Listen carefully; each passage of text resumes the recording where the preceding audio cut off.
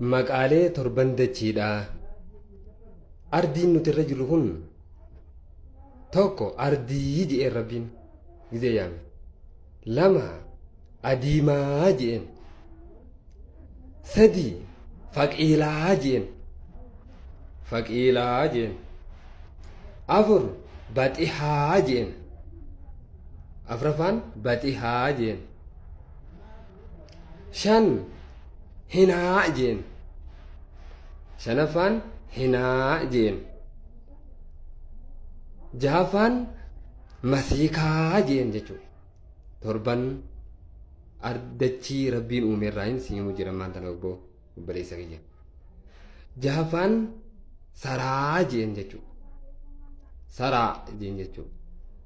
Duuba gizee kana je'een gaa rabbiin subhaanahu wa ta'aalaadha. Uumaa torban lafa tana uume maqaan isiidhaa kana fakkaata. Uumaa torban lafa uume kana maqoonni isaa kana fakkaata. Duuba torban uumaa isaa kanarra hoo makhluuqa akkamiitu jiraata? Eenyuuf eenyutu irra jiraata? Kan jedhu immoo viidiyoo teenya biraa irratti qabannee kan walitti deebinu ta'a. Inshaallah fedhii rabbiitiin. Viidiyoo biraa irratti kan walitti deebinu ta'a jechuudha.